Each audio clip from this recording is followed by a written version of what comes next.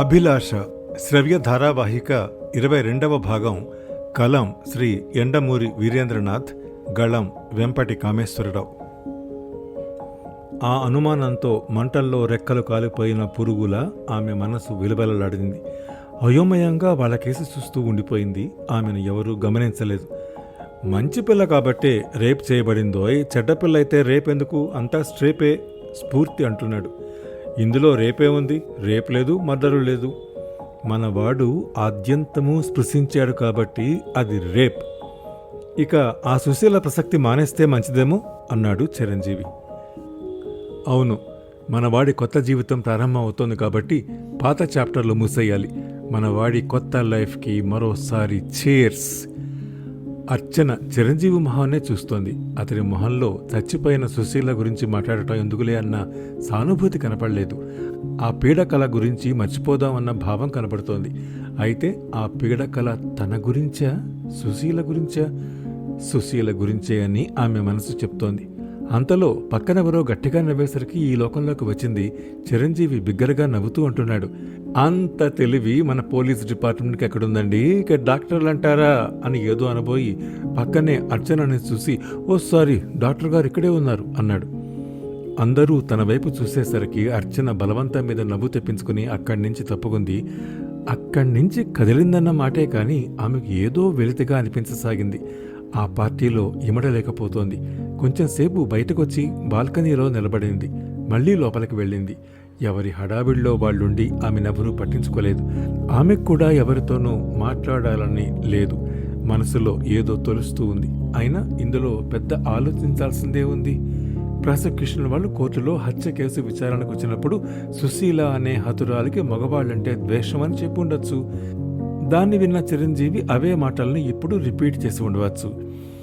ఈ ఆలోచన వచ్చాక ఆమె కొద్దిగా తేరుకుంది. ఆమె లోపలికి రాబోతూ ఉంటే పబ్లిక్ ప్రాసిక్యూటర్, ఏమ్మా అర్చన, మా చేతుల్లోనేనా ఉండాల్సింది, నువ్వు తాగవా అంటూ చొరవగా యాపిల్ జ్యూస్ అందించాడు. తర్వాత వాళ్ళిద్దరూ సంభాషణలోకి దిగారు. ఎలా ఉంది మామయ్యకి అడిగాడాయన. ఎముక హీలవాల్ట, దానికి ఎంత లేదన్నా ఇంకొంతకాలం పట్టొచ్చు అంది అర్చన. మొత్తానికి చాలా గొప్ప ప్లాన్. ఎవరు వేశారు, చిరంజీవా అయినా? చిరంజీవే. కంగ్రాచులేషన్స్ అమ్మాయి, చాలా తెలివైన కుర్రాడు నీకు భర్తగా లభిస్తున్నాడు. అర్చన నవ్వి ఊరుకుంది. వాళ్ళకి కొద్ది దూరంలో స్ఫూర్తి వాళ్ళు ఇంకా జోకులేసుకుంటూనే ఉన్నారు. చిరంజీవి ఏమిటి మనిద్దరి మీద సెటైర్లు విసురుతున్నాడు అన్నాడాయన. అర్చన ఆశ్చర్యపోతూ మనిద్దరి మీద అంది. ఆయన బిగ్గరగా నవ్వి, అదేనమ్మా, పబ్లిక్ ప్రాసిక్యూటరు అంటే పోలీస్ డిపార్ట్మెంటు, నువ్వు అంటే డాక్టరు అన్నారు. అర్చన కూడా నవ్వి, ఒక్క చిరంజీవికేమిటి, చాలామందికి పోలీసులన్నా డాక్టర్లన్నా తేలిక అభిప్రాయమేగా అన్నది. అది చాలా తప్పు అభిప్రాయం అమ్మాయి. అందులో తప్పేం లేదు అన్నదామె. మన డాక్టర్లు ఎంత తెలివైన వాళ్ళంటే, శవం నూతిలో దొరికింది కాబట్టి నీళ్లలో మునగటం వల్లనే మరణం సంభవించిందని పోస్ట్ మార్టం రిపోర్ట్ ఇచ్చేస్తారు. అంతేకాని ఊపిరితిత్తుల్లో నీళ్లు ఉన్నాయా లేదా అని చూడరు. ఒకవేళ ఊపిరితిత్తుల్లో నిజంగా నీళ్లున్నాయని వాళ్ళు రాసినా మన పోలీసులు ఎంత తెలివైన వాళ్ళంటే, బయటే పీక నిలమబడి చచ్చిన శవం బావిలో పడ్డాక నీళ్ళెలా పీల్చింది అనేనా ఆలోచించరు. ఉదాహరణకి సుశీల కేసు తీసుకుందాం అంటూ చెప్పబోయింది. ఆయన, అబ్బెబే, సుశీల కేసు గురించి మనం ఆలోచించనక్కర్లేదు. ఆ పోస్ట్ మార్టం చేసింది ఎవరనుకున్నావు? డాక్టర్ రావు గారు. ఆయన రిపోర్ట్ ఇచ్చారంటే దానికి తిరుగులేదు. దాదాపు 10 పేజీల రిపోర్టు అన్నీ పరీక్షించి విపులంగా వ్రాస్తారాయన అన్నాడు. ఆ రిపోర్టు ఇచ్చింది రావు అని తెలిసేసరికి ఇంకేం మాట్లాడలేకపోయింది ఆమె. ఎవరు? మా పాథాలజీ ప్రొఫెసర్ రావు గారా అంది. ఆయనే. ఆయన నాకు బాగా తెలుసు.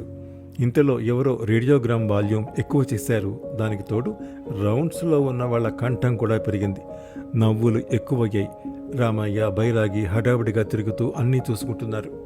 టైము 7:30 అయింది. పార్టీ పూర్తయ్యేసరికి ఎంత లేదన్నా ఇంకో 2 గంటలు పడుతుంది. తను లేకపోయినా అది సాగిపోతుంది.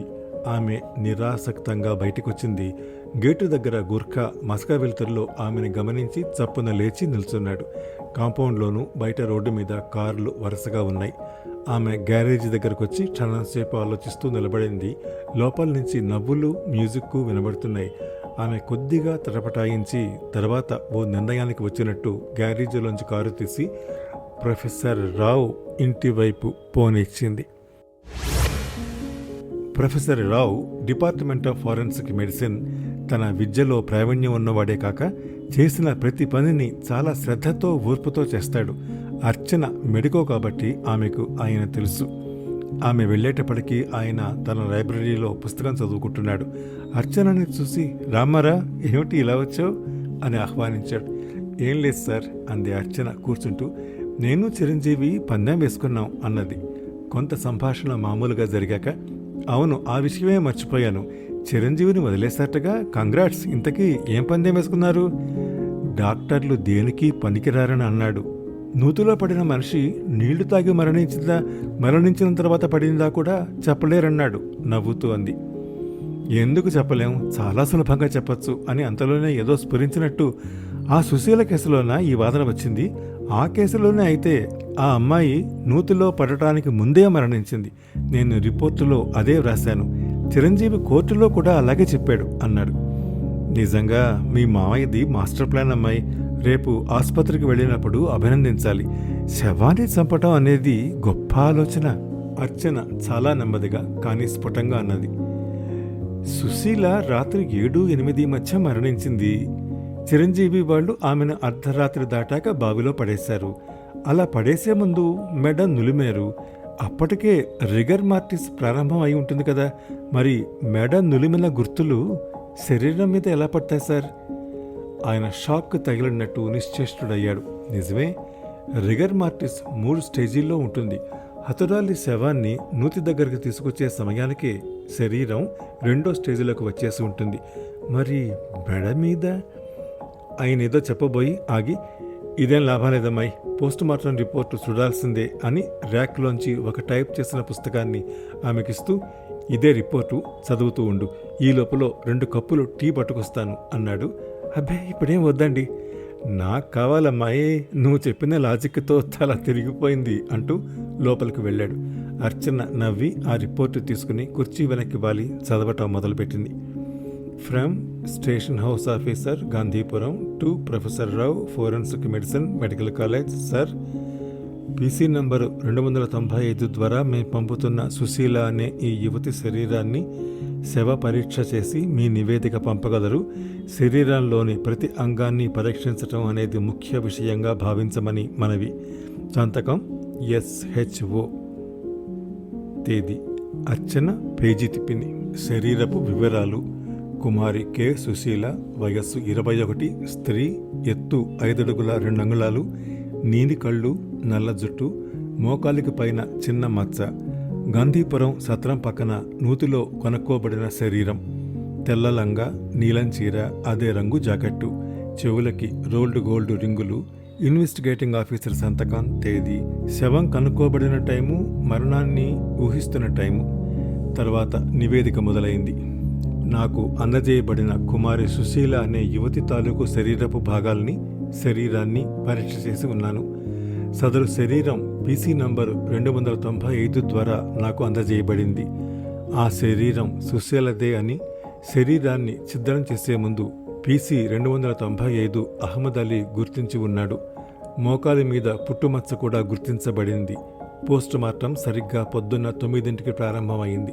శరీరం మీద మెడ నులిమిన గుర్తులు స్పష్టంగా కనబడుతున్నాయి. మొహం పాలిపోయి కనుగుడ్లు పచ్చగా ఉన్నాయి. నాలుక లావై పెదవులు నీలంగా ఉన్నాయి. చర్మపు కణాలు తెల్లబడి మెడ చుట్టూ దండలా ఏర్పడ్డాయి. గుండెని పరీక్ష చేసి చూడగా ఎడమవైపు కవాటంలో రక్తం తక్కువగా ఉండి ఆ అనుమానాన్ని ధృవపరిచింది. ఊపిరితిత్తుల్లో నీరు లేదు. వక్షోజాల మీద గోళ్ల గుర్తులు ఉన్నాయి. పెటిజిగల్ హెమరేజీ ఉంది. ప్లూరల్ క్యావిటీలో 1 ఔన్స్ దాకా నీరు ఉంది. కుడివైపు గుండెలో ఉన్న నల్ల రక్తం శ్వాస ఆడకపోవటం వల్ల క్లాట్ అయినట్లు తెలుస్తోంది. శరీరపు ప్రైవేట్ పార్ట్స్ని పరీక్ష చేయటం జరిగింది. ప్యూబిక్ హెయిర్ ఉంది. కాళ్ళు విడదీస్తే ల్యాబియా మీద స్టెయిన్స్ ఉన్నాయి. వెజినా ఆమె అప్పటి వరకు కన్య అని చెబుతోంది గాని హైమన్ పొర మీద 5 గంటల పొజిషన్లో చిరుగు ఉంది. చివర్లు తెల్లగా పాలిపోయినా లేతగా ఉన్నాయి. 2 o'clock పొజిషన్లో ఇంకో చిరుగు కనబడుతోంది. ఇది ఎర్రగా కమిలిపోయి ఉంది. 2 o'clock పొజిషన్లో ఉన్న చిరుగు బలవంతపు ఇంటర్ కోర్సును సూచిస్తోంది. వెజీనాలో ఉన్న సాంద్ర పదార్థాన్ని మైక్రోస్కోప్లో పరీక్షించగా అందులో స్పెర్మటోజోవా ఉన్నట్టుగా గుర్తించబడింది. ఇది సహజ మరణం కాదని హత్య అని నేను ధృవీకరిస్తున్నాను. మరణం సంభవించి 36 గంటలయింది. మరణానికి కారణం అన్ఫిక్సియా. నీళ్లలో పడటానికి కొన్ని గంటల ముందే మెడ నిలమబడింది.